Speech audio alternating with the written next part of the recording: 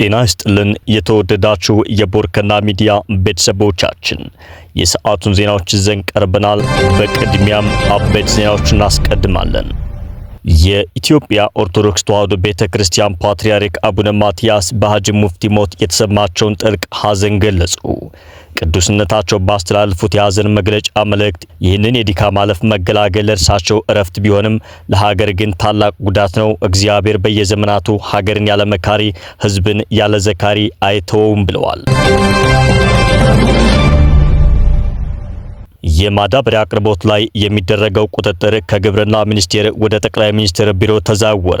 የቀድሞ የኢትዮጵያ ግብርና ስራዎች ኮርፖሬሽን ዋና ስራ አስፈጻሚ አቶ ክፍሌ ወልደ ማርያምን ጨምሮ 7 የኮርፖሬሽኑ ከፍተኛ አመራሮች በቁጥጥር ስር ውለዋል ተብሏል።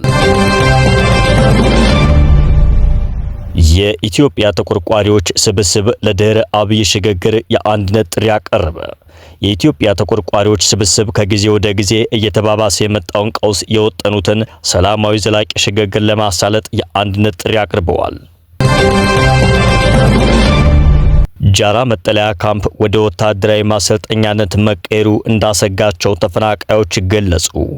በአማራ ክልል ሰሜን ወሎ ዞን ሀብሮ ወረዳ የሚገኘው ጃራ የተፈናቃዮች መጠለያ ካምፕ ወደ ወታደራዊ ማሰልጠኛ መቀየሩ ትልቅ ስጋት እንደፈጠረባቸው ተፈናቃዮቹ ተናግረዋል። የስራና ክህሎት ሚኒስቴር የ2018 የቴክኒክና ሙያ ሰልጣኞች መግቢያ ነጥብ ይፋ አደረገ።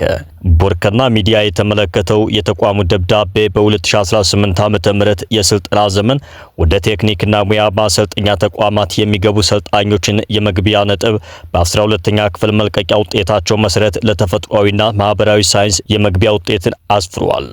በዝርዝር እንመለከታቸዋለን። በቅድሚያ የኢትዮጵያ ኦርቶዶክስ ተዋሕዶ ቤተክርስቲያን ፓትርያርክ አቡነ ማትያስ በሐጂ ሙፍቲ ሞት የተሰማቸውን ጥልቅ ሐዘን ገለጹ። ቅዱስነታቸው ባስተላለፉት የሐዘን መግለጫ መልእክት ይህንን የድካም ዓለም መገላገል ለእርሳቸው እረፍት ቢሆንም ለሀገር ግን ታላቅ ጉዳት ነው። እግዚአብሔር በየዘመናቱ ሀገርን ያለ መካሪ፣ ሕዝብን ያለ ዘካሪ አይተውም ብለዋል። ብፁዕ ወቅዱስ አቡነ ማትያስ ቀዳማዊ ፓትርያርክ ርዕሰ ሊቃነ ጳጳሳት ዘኢትዮጵያ ሊቀ ጳጳስ ዘአክሱም ወዕጨጌ ዘመንበረ ተክለ ሃይማኖት በተቀዳሚ ሙፍቲ ሐጂ ዑመር እድሪስ እረፍት የተሰማቸውን ሐዘን ገልጸዋል። እግዚአብሔር በየዘመናቱ ሀገርን ያለ መካሪ፣ ሕዝብን ያለ ዘካሪ አይተውም ያሉት ቅዱስነታቸው ለዚህም ምስክሩ ታላቅ አረጋዊ፣ የበሳል አእምሮ ባለቤት፣ ሀገርን የሚወዱ ሕዝባቸውን የሚያከብሩ፣ የተጠቁት ወዳጅ፣ የትውልድ አባት የሆኑት የክብር ዶክተር ተቀዳሚ ሙፍቲ ሐጂ ዑመር እድሪስ ነበሩ ብለዋል።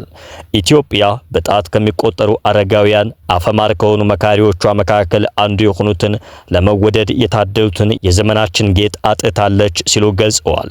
ይህንን የድካም ዓለም መገላገል ለእሳቸው እረፍት ቢሆንም ለሀገር ግን ታላቅ ጉዳት ከመሆኑ በላይ እድሜን ከጥበብ ጋር ያዋሃዱ በሁሉ ዘመን አይገኙምና ሐዘናችን ጥልቅ ነው ብለዋል ፓትርያርኩ። ቅዱስነታቸው ለቤተሰቦቻቸው፣ ለእስልምና ሃይማኖት ተከታዮችና ለመላው የኢትዮጵያ ሕዝብ መጽናናትን ተመኝተዋል። በተመሳሳይ መልኩ የኢትዮጵያ ካቶሊክ ጳጳሳት ጉባኤ የሐዘን መልእክቱን አስተላልፏል። የኢትዮጵያ ካቶሊክ ቤተክርስቲያን የጳጳሳት ጉባኤ ጥቅምት 9 2018 ዓ.ም የተቀዳሚ ሙፍቲ ሐጂ ዑመር እድሪስ ሕልፈት ሕይወት የሰማነው በታላቅ ሐዘን ነው ብሏል። የኢትዮጵያ ካቶሊካዊት ቤተክርስቲያን በታላቁ አባት በተቀዳሚ ሙፍቲ ሐጂ ዑመር እድሪስ ሕልፈት ሕይወት የተሰማትን ጥልቅ ሐዘን ትገልጻለችም ብሏል። ሀገራችን ታላቅ አባትን አጥታለች ያለችው ቤተክርስቲያኗ ተቀዳሚ ሙፍቲ ሐጂ ዑመር እድሪስ የብዙዎች አባት፣ የሰላምና የአንድነት ተምሳሌት ነበሩ ብሏል መግለጫው። ከኢትዮጵያ ካቶሊካዊ ቤተክርስቲያን ጋር በተለይም በሀገራችን ሰላምና እርቅን ለማውረድ በርካታ ስራዎችን በጋራ ሰርተዋል ነው ያለው መግለጫው። ቤተክርስቲያናችን በእኒሁ ታላቅ አባት ሕልፈተ ሕይወት የተሰማትን ሐዘን እየገለጽ ለቤተሰቦቻቸው፣ ለወዳጅ ዘመዶቻቸውና ለእስልምና እምነት ተከታዮችና ለመላው የኢትዮጵያ ሕዝብ እውነተኛ መጽናናትን እንመኛለን ብሏል። በተያያዘ ዜና በኢትዮጵያ የሚንቀሳቀሱ ሀገራዊ አጀንዳ የሚያራምዱ ተቃዋሚ ፖለቲካ ፓርቲዎችም በሐጂ ሙፍቲ ሕልፈተ ሕይወት እየተሰማቸውን ሐዘን ገልጸዋል። የማዳበሪያ አቅርቦት ላይ የሚደረገው ቁጥጥር ከግብርና ሚኒስቴር ወደ ጠቅላይ ሚኒስቴር ቢሮ ተዛወረ። የቀድሞ የኢትዮጵያ ግብርና ስራዎች ኮርፖሬሽን ዋና ስራ አስፈጻሚ አቶ ክፍሌ ወልደ ማርያምን ጨምሮ 7 የኮርፖሬሽኑ ከፍተኛ አመራሮች በቁጥጥር ስር ውለዋል። ከቻይና ወደ ሀገር ውስጥ የገባው ደረጃውን ያልጠበቀ ማዳበሪያ መሆኑን ተከትሎ የተፈጠረውን ቅሌት ተከትሎ የጠቅላይ ሚኒስትር ጽሕፈት ቤት በጉዳዩ ላይ ቀጥተኛ ቁጥጥር ማድረግ መጀመሩን አስታውቋል። ጽሕፈት ቤቱ ጉዳዩን በጥልቀትና ግልጽ በሆነ መንገድ የሚመረምር ከፍተኛ ኮሚቴ አቋቋመ ሲሆን በሁለት ቁልፍ የመንግስት የልማት ድርጅቶች ላይም የአመራር ለውጥ አድርጓል ነው የተባለው። በዚህም መሰረት የጠቅላይ ሚኒስትር ጽሕፈት ቤት የሀገሪቱ ዋና የግብርና ግብአት አቅራቢ በሆነው በኢትዮጵያ ግብርና ስራዎች ኮርፖሬሽን እና በኢትዮጵያ ባህር ትራንስፖርትና ሎጂስቲክስ ላይ ከፍተኛ የአመራር ለውጦችን አድርጓል ነው የተባለው። በአዲሱ መዋቅር የጠቅላይ ሚኒስትር ጽሕፈት ቤት ኃላፊና የካቢኔ ጉዳዮች ሚኒስትር የሆኑት ወይዘሮ ዓለምፀሐይ ጳውሎስ የግብርና ስራዎች ኮርፖሬሽን የቦርድ ሰብሳቢ ሆነው ተሹመዋል። ይህ ሹመት ጽሕፈት ቤቱ ፖለቲካዊና ኢኮኖሚያዊ ፋይዳው ከፍተኛ በሆነው የማዳበሪያ ግዥና ስርጭት ላይ ቀጥተኛ ቁጥጥር እያደረገ መሆኑን አመላካች ነው ተብሏል። ከዚህ ሹመት በተጨማሪ የቀድሞ የኢንዱስትሪ ግብዓቶች ልማት ኃላፊ የነበሩት ወይዘሮ የሽመቤት ነጋሽ የኮርፖሬሽኑ አዲስ ዋና ስራ አስፈጻሚ ሆነዋል። በግዥ ዘርፍ ከፍተኛ ልምድ ያላቸው አቶ ወልደ አብደምሴ ምክትል ዋና ስራ አስፈጻሚ ሆነው ተሹመዋል። የቀድሞ ዋና ስራ አስፈጻሚ አቶ ክፍሌ ወልደ ማርያምን ጨምሮ 7 የኮርፖሬሽኑ ከፍተኛ አመራሮች ከ2 ሳምንት በፊት በቁጥጥር ስር ውለዋል የተባለው። በተጨማሪም የኮርፖሬሽኑ ቦርድ በአዲስ መልክ የተዋቀረ ሲሆን አዲሱ የግብርና ሚኒስትር አቶ አዲሱ አረጋ ምክትል ሰብሳቢ ሆነዋል። የትራንስፖርትና ሎጂስቲክስ ሚኒስትሩ አቶ አለሙ ስሜ ከአዲሱ ቦርድ ተሰናብተዋል። በተመሳሳይ መልኩ በኢትዮጵያ ባህር ትራንስፖርትና ሎጂስቲክስም የአመራር ለውጥ ተደርጓል። የውጭ ጉዳይ ሚኒስትር ዴታና የቀድሞ የጅቡቲ አምባሳደር የነበሩት አምባሳደር ብርሃኑ ጸጋዬ የገንዘብ ሚኒስትሩን አቶ አህመድ ሺዴን በመተካት አዲሱ የቦርድ ሰብሳቢ ሆነዋል። የቀድሞ የኢትዮጵያ ባህር ጉዳይ ባለስልጣን ዋና ዳይሬክተር የነበሩት አቶ አብዱል ጀበር ሸምሱ አቶ በሪሶ አሜሎን በመተካት አዲስ ዋና ስራ አስፈጻሚ ሆነው ተሹመዋል። የድርጅቱ የመርከብ ዘርፍ ምክትል ስራ አስፈጻሚ የነበሩት ካፒቴን ወንዶሰን ካሳ ለ3 ሳምንታት ያህል በቁጥጥር ስር ውለዋል ተብሏል። ኢትዮጵያ በአመት ከ1 ቢሊዮን ዶላር በላይ ወጪ በማድረግ ማዳበሪያ የምታስገባ ሲሆን በቅርቡ ከገቡት የማዳበሪያ ናሙናዎች ላይ የተደረገ የላቦራቶሪ ምርመራ ጥራታቸው የወረደ መሆኑን ማሳየቱን ስማቸው እንዳይገለጽ የፈለጉ ባለሙያዎች ተናግረዋል። ይህንን ተከትሎም ከቻይና ጭነቱን ይዞ ጅቡቲ የደረሰ አንድ መርከብ ከነጭነቱ እንዲመለስ መደረጉ ታውቋል። በጉዳዩ ላይ ምርመራ እየተካሄደ በመሆኑ የሚመለከታቸው ተቋማት ዝርዝር መረጃ ከመስጠት ተቆጥበዋል። በቁጥጥር ስር የዋሉት ግለሰቦችም በዚህ ሳምንት ለሁለተኛ ጊዜ ፍርድ ቤት መቅረባቸውን ምንጮች አረጋግጠዋል። የኢትዮጵያ ተቆርቋሪዎች ስብስብ ለድህረ አብይ ሽግግር የአንድነት ጥሪ አቀረበ። የኢትዮጵያ ተቆርቋሪዎች ስብስብ ከጊዜ ወደ ጊዜ እየተባባሰ የመጣውን ቀውስ የወጠኑትን ሰላማዊ ዘላቂ ሽግግር ለማሳለጥ የአንድነት ጥሪ አቅርበዋል ተብሏል። በተጽዕኖ ፈጣሪ ፖለቲከኞች፣ ምሁራን፣ የፓርቲ መሪዎች፣ የትጥቅ ትግል አራማጅ ኃይሎች ተወካዮችና አንቂዎችን ያቀፈው ስብስቡ ለድህረ አብይ ሽግግር የአንድነት ጥሪ አቅርበዋል። ስብስቡ ትናንት እሁድ ጥቅምት 9 ቀን 2018 ዓ.ም በኔዘርላንድ አምስተርዳም በኢትዮጵያ እየተባባሰ የመጣውን የፖለቲካ የጸጥታና ኢኮኖሚ ቀውሶች ዙሪያ ያተኮረ ስብሰባ ማካሄዱን አስታውቋል። ስብስቡ ባወጣው መግለጫ ታዲያ ባለፈው ነሐሴ 2017 ዓ.ም በአሜሪካ የተካሄደውን ውይይት ማስቀጠሉን ገልጿል። ሁለተኛው ስብስብ የፖለቲካ ሽግግር አስፈላጊነት፣ የፖለቲካ ችግሮች አፈታት መርህና ሂደት፣ ወደ ዘላቂ ሰላም ሽግግር እንዴት እንደሚቻል፣ አፍራሽ የሆነን የውጭ ጣልቃ ገብነትና ተጽዕኖ እንዴት መቋቋም እንደሚገባ ለመምከር የተዘጋጀ መሆኑን ገልጿል። መግለጫው ባለፉት 7 ዓመታት የጠቅላይ ሚኒስትር አብይ አህመድ ያልተገደበ የስልጣን አጠቃቀም፣ ጦረኝነትና የአስተዳደር ብልሹነት ኢትዮጵያን ወደ ጥልቅ የፖለቲካና የደህንነት ቀውስ ውስጥ ጨምሯታል ብሏል። ዘርፈ ብዙ ቀውሶች ኢትዮጵያን መውጫ ወደሌለው የኢኮኖሚና ማህበራዊ አለመረጋጋት ውስጥ ከቷታል ያለው ስብስቡ በዘፈቀደ የሚመራ የውጭ ግንኙነት ለኢትዮጵያ የዲፕሎማሲ ውድቀት ምክንያት በመሆን የሀገሪቱን ብሔራዊ ጥቅምና ሉዓላዊነት ለከፍተኛ አደጋ አጋልጧል ብሏል። ስብስቡ አክሎም ከጥቂት የስልጣንና የጥቅም ተጋሪዎች በስተቀር ሁሉም ኢትዮጵያውያን በየትኛውም የሀገሪቱ ክልል ይኑሩ፣ ምንም አይነት የእምነት ወይም የብሔር ማንነት ይኖራቸው የአምባገነናዊ አገዛዝ ሰለባ ሆነዋል ብለዋል። ከመንግስት የስራ ኃላፊዎች በኩል መሻሻል አለ ቢባልም የሀገሪቱ ወቅታዊ ሁኔታ የሚያመላክተው ግን ግን መንግስታዊ ስርዓቱ በከፍተኛ ደረጃ መዳከሙንና የተቋማትን መፈራረስ ነው ሲል አክሏል። እየተስፋፋና እየተጠናከረ የመጣው የትጥቅ ትግል እንቅስቃሴ ከፌዴራልና ከክልል የደህንነት ኃይሎች ቁጥጥር ውጭ መውጣታቸውን ያመለክታል ሲልም ገልጿል። የጠቅላይ ሚኒስትር አብይ አህመድ አስተዳደር የሀገሪቱን ውስን ሀብት ለእርስ በርስ ጦርነት በመዋል የኢትዮጵያ ሕዝብ ለከፍተኛ የኑሮ ጉስቁልና የተዳረገበት ሁኔታ ፈጥሯል ሲልም ወንጅሏል። ሁሉም ባለድርሻ አካላት የቀውሱን ስፋት ሙሉ በሙሉ ካልተገነዘቡና የተቀናጀ እርምጃ ካልወሰዱ በስተቀር ሀገሪቱን ማዕከላዊ መንግስት አልባ አድርጓት ሊጠናቀቅ እንደሚችል መረዳት ያስፈልጋል በማለት ስጋቱን ገልጸዋል።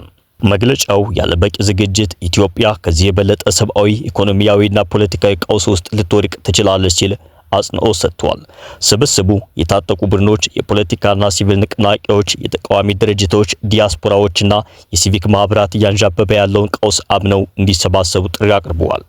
ኢትዮጵያ በቀውስ ተውጣለች የሚል ግምገማ ያለው ስብስቡ በድህረ አብይ ሊፈጠር የሚችለውን በተለይ ከሀገራዊና ህዝባዊ ደህንነት ጋር የተያያዘውን ጸጥታና ደህንነትን የማስከበር ክፍተት ለመሙላት የፖለቲካ ኃይሎችን እንዲቀራረቡ አስቀድሞ እንዲያቅዱ ጠይቋል። ጃራ መጠለያ ካምፕ ወደ ወታደራዊ ማሰልጠኛነት መቀየሩ እንዳሰጋቸው ተፈናቃዮች ገለጹ። በአማራ ክልል ሰሜን ወሎ ዞን ሀብሮ ወረዳ የሚገኘው የጃራ መጠለያ ካምፕ ወደ ወታደራዊ ማሰልጠኛነት መቀየሩ እንዳሰጋቸው ተፈናቃዮች ገለጹ። በአማራ ክልል ሰሜን ወሎ ዞን ሀብሮ ወረዳ የሚገኘው ጃራ የተፈናቃዮች መጠለያ ካምፕ ወደ ወታደራዊ ማሰልጠኛ ካምፕ መቀየሩ ትልቅ ስጋት እንደፈጠረባቸው ተፈናቃዮች ተናገሩ። ከኦሮሚያ ክልል ምስራቅና ምዕራብ ወለጋ ከሆሮ ጉድሩና ከቄለም ወለጋ ዞኖች እንዲሁም ከቤኒሻንጉል ጉሙዝ ክልል ተፈናቅለው የአማራና የአፋር ክልል አዋሳኝ አካባቢ ሀብሮ ወረዳ ጃራ መጠለያ ካምፕ ላለፉት 3 ዓመታት መቆየታቸውን ተፈናቃዮቹ ገልጸዋል። ለዓመታት በተደራራቢ ችግር ህይወታቸውን የገፉት ተፈናቃዮቹ በእንቅርት ላይ ጆሮ ደግፍን እንዲሉ መጠለያቸውን ወታደራዊ ማሰልጠኛ ካምፕ መሆኑ ሌላ ስጋት ደቅኖባቸዋል። ጃራ የተፈናቃዮች መጠለያ ካምፕ ከሚያዝያ 2017 ዓ.ም ጀምሮ የወታደራዊ ማሰልጠኛ በመሆኑ የጸጥታ ስጋት እንደፈጠረባቸው ሪፖርተር ዘግበዋል። መጠለያ ካምፑ ከተፈናቃዮች መጠለያነት ወደ ወታደራዊ ማሰልጠኛነት ተቀይሯል ያሉት ተፈናቃዮቹ ከተጠቀሰው ጊዜ ጀምሮ ሰልጣኞች ስልጠና ሲወስዱበት ነበር ብለዋል። በጃራ ወታደራዊ ማሰልጠኛ ሲሰለጥኑ የነበሩ የጸጥታ ኃይሎች የሰሜን ወሎ ዞን ሚሊሻዎች በግቢው መቆየታቸውን ተፈናቃዮች ጠቁመዋል። ወታደራዊ ሰልጣኞችና ተፈናቃዮች በአንድ ግቢ ውስጥ ሸራ ወጥረን እየኖርን ነው ሲሉ ተፈናቃዮች ስጋታቸውን ገልጸዋል። ሰልጣኞቹ ከተፈናቃዮች ጋር የሚጠቀሙበት ውሃና መጸዳጃ ቤት ጭምር የጋራ መሆኑ ትልቅ ስጋት እንደደቀነባቸው ተናግረዋል። ከወታደራዊ ሰልጣኞች ጋር መኖር ችግር ሊያስከትል እንደሚችል ስጋታቸውን የተናገሩት ተፈናቃዮች በቅርቡ የተፈጸመውን ጥቃት እንደማሳያ ጠቅሰዋል። መስከረም 6 ቀን 2018 ዓ.ም በካምፕ ወታደራዊ ስልጠና ሲወስዱ በነበሩ ሚሊሻዎች ላይ የፋኖ ኃይሎች በፈጸሙት ጥቃት አካባቢው ስጋት ላይ መውደቁ ይታወሳል። በአሁኑ ወቅት በመጠለያቸው ዙሪያ ምሽግ ተቆፍሮ እንደሚገኝ ያስረዱት ተፈናቃዮች ሁኔታው ትልቅ ስጋት እንደሆነባቸው ተናግረዋል። በካምፕ ውስጥ 10,000 ገዳማ ተፈናቃዮች መጠለላቸው የተገለጸ ሲሆን አብዛኛዎቹ ተፈናቃዮች ወደ ነበሩበት የመመለስ ተስፋ እንደሌላቸው ተገልጿል። ከአንድ ዓመት በፊት የመመለስ እንቅስቃሴ ተጀምሮ እንደነበር ያስታወሱት እነዚሁ ተፈናቃዮች የተለያዩ አማራጮች ከመንግስት በኩል ቀርበውላቸው እንደነበር ገልጸዋል። ተፈናቅለው ወደ መጡበት መመለስ የሚፈልጉ ለብቻ የክልሉ መንግስት በሚሰጣቸው ቦታ የተለያዩ ስራዎችን ሰርተው መኖር የሚፈልጉ እንዲሁም በሁሉ አካባቢ ቤተሰብ ያላቸው ከቤተሰቦቻቸው ጋር መኖር የሚችሉበት ሁኔታ እንዲመቻች የሚሉ በጥናት ላይ የተመሰረቱ አማራጮች ቀርበውላቸው እንደነበር አስታውሰው ነገር ግን በወቅቱ የቀረበው የጥናት ውጤት ምን ላይ እንደደረሰ እንደማያውቁ አብራርተዋል። አካባቢው በአማራና በአፋር ክልሎች አዋሳኝ የሚገኝ በረሃማ በመሆኑ የቀን ስራም ሆነ ሌላ ስራ ሰርቶ ለመኖር አስቸጋሪ እንደሆነባቸውም ተናግረዋል። የስራና ክህሎት ሚኒስቴር የ2018 ቴክኒክና ሙያ ሰልጣኞች መግቢያ ነጥብ ይፋ አደረገ። በ2018 ዓመተ ምህረት የስልጠና ዘመን ወደ ቴክኒክና ሙያ ማሰልጠኛ ተቋማት የሚገቡ ሰልጣኞችን የመግቢያ ነጥብ በ12ኛ ክፍል መልቀቂያ ውጤታቸው መሰረት ለተፈጥሮና ማህበራዊ ሳይንስ የመግቢያ ውጤትን አስፍሯል።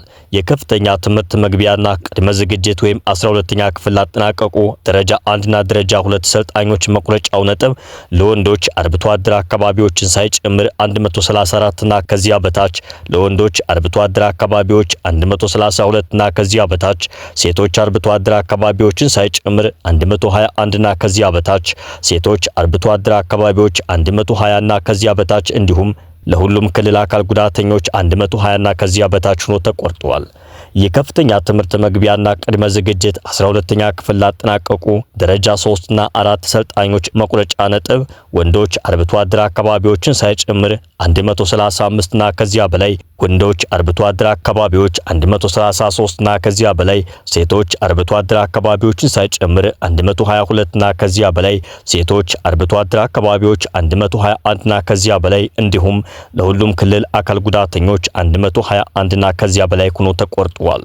እንዲሁም የከፍተኛ ትምህርት መግቢያና ቅድመ ዝግጅት 12ኛ ክፍል ላጠናቀቁ ደረጃ 5 ሰልጣኞች መቁረጫው ነጥብ ወንዶች አርብቶ አደር አካባቢን ሳይጨምር 179 እና ከዚያ በላይ፣ ወንዶች አርብቶ አደር አካባቢዎች 168 እና ከዚያ በላይ፣ ሴቶች አርብቶ አደር አካባቢን ሳይጨምር 168 እና ከዚያ በላይ፣ ሴቶች አርብቶ አደር አካባቢ 157 እና ከዚያ በላይ እንዲሁም ደግሞ ለሁሉም ክልል አካል ጉዳተኞች 142 እና ከዚያ በላይ ሆኖ ተቆርጧል።